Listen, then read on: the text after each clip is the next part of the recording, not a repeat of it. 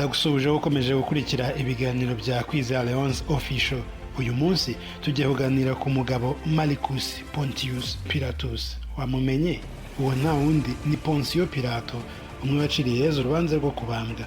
Itorero cyangwa idini iryo ari ryo ryose waba usengeramo, ndabizi neza ko atari ubwa mbere wumvise inkuru ya Yezu na Pilato. Ariko se uretse kumva ko Pilato yaciriye Yezu urubanza rwo kubambwa, hari ikindi waba uzi kuri uyu mugabo? Ubundi se nyuma y'uko Yezu apfuye akanazuka, Pilato we byaje kumugendekera bite? Ese Pilato yagiraga umuryango? Ese Pilato yaba yarahindutse umukristo? Ibyo byose hamwe n'ibindi wagiye wibaza kuri Pontius Pilato tugiye kubigusobanurira muri iki kiganiro. Njye nitwa Leonce Kwizera, ndi hano kuri Kwizera Leonce Official. Yitwa Pontius Pilato. Amazina ye yose ni Marcus Pontius Pilatus mu Kilatini. Itariki yavutseho n'aho yavukiye ntibizwi neza. Ikizwi cyo ni uko yari umusirikare urwanira ku ifarashi, akavuka mu bwoko bw'indwanyi bw'abasamunayiti bwari buherereye mu misozi miremire y'amajyepfo y'Ubutaliyani. Mu bihe bye, ubwami bw'abami bwa Roma bwari mu bihe byabwo byiza, ubuhangange bwabwo buri mu bushorishori.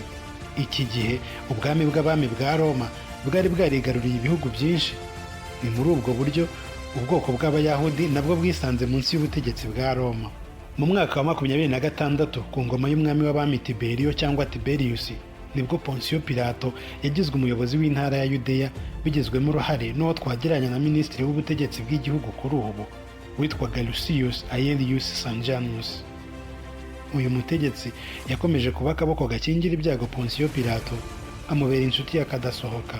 Pontius Pilato ageze ku butegetsi, yanze Abayahudi muri Palestina yari yarigaruriwe n'Abaromani, agatuka imyumvire y'idini ryabo, nk'igihe yamanikaga ishusho yo gusenga y'umwami w'abami muri Yerusalemu yose, akanagira ibiceri byanditse ibimenyetso by'idini rya gipagani. Ku ngoma ya Pontius Pilato nibwo habaye urubanza rwa Yezu Kristo, aho Abayahudi bamushinjaga ibyaha byinshi birimo kwigira umwami w'Abayahudi, kugandisha abantu, gutuka Imana ndetse n'ibindi.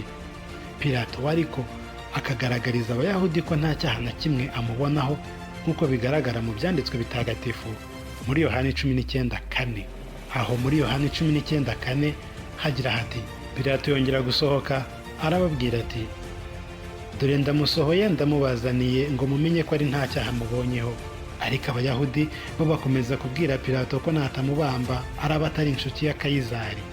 Ibyo biri muri Yohana 19:12. Nuko kubwo gutinya imyigaragambyo y'Abayahudi, Pilato aramubaha ngo bamubambe. None se nyuma y'uko Yezu abambwe akanazuka, Pilato we byaje kumugendekera biti? Impamvu yabaye imbarutso yatumye ubutegetsi bwa Pilato burangira muri Yudeya ni Umusamariya umwe wadutse agakwirakwiza igihuha ngo hejuru y'umusozi wa Gerizimu Musa cyangwa Mose yari yarahahishe ibintu bya zahabu bijyanye n'ihema. Kandi ikizwi neza ni uko Musa atigeze yambuka Yorodani, bityo akaba atarashoboraga gusura umusozi wa Gerizimu. Iteraniro rinini ry'Abasamariya ryateraniye munsi y'umusozi, bagambiriye kuzamuka ku mpinga kugira ngo bashakishe ubutunzi buhavugwa. Aba bantu bakaba bari bitwaje intwaro. Pilato we ababonye yabise inyeshyamba, maze abateza ingabo ze zibicamo benshi.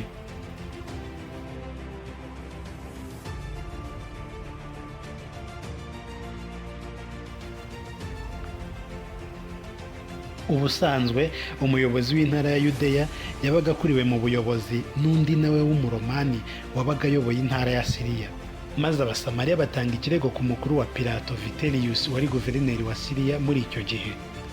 Vitellius yirukanye Pilato nk'umushinjacyaha wa Yudeya, amutegeka kujya i Roma kugira ngo acirwe urubanza n'umwami ku myitwarire y'idahwitse ku kibazo cya Gerizimu. Bitewe no gupfa kwa Lucius Aelius Sanjanus wahoraga arwana kuri Pilato, Abayahudi baramubonye maze bamurega ibyaha byinshi birimo ikandamiza, ubugome, kwica abantu nta rubanza ruboneye ndetse no kuba yaremeye ko Yezu Kristo abambwa ku musaraba kandi nta cyaha cyamuhamye. Maze abitegetswe n'umwami w'abami Caligula, Pilato apfa yiyahuye.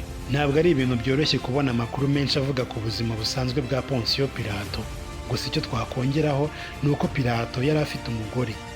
Umugore wa Pilato Bibiliya imugarukaho inshuro imwe yonyine, ubwo Pilato yari ariho acira Yezu urubanza, maze umugore we ngo akamutumaho akamusaba kutagira icyo atwara uwo muntu w'umukiranutsi, ngo kuko yari yaraye amuroseho byinshi nijoro.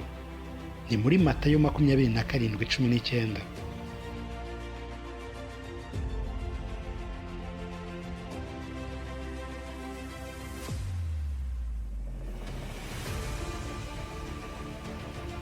Uyu mugore ntabwo Bibiliya igaragaza amazina ye, gusa hari ibindi bitabo bigaragaza ko uyu mugore mbere yitwaga Procla, nyuma akaza kubatizwa akitwa Claudia Procla.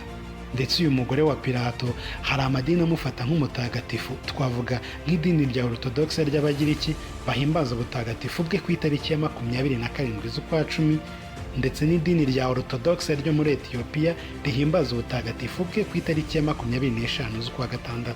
Mu gihe cya Pilato kandi abaromani bari bafite umuco wavugaga ko mu gihe umwana yavukiye mu rugo rwawe wabaga utegetswe kumwemera, yaba ari we wamubyaye cyangwa atari wowe, ndetse n'iyo waba wari umaze igihe kinini utari mu rugo, umwana yagombaga kuba uwawe hatitawe ku mpamvu izo ari zo zose.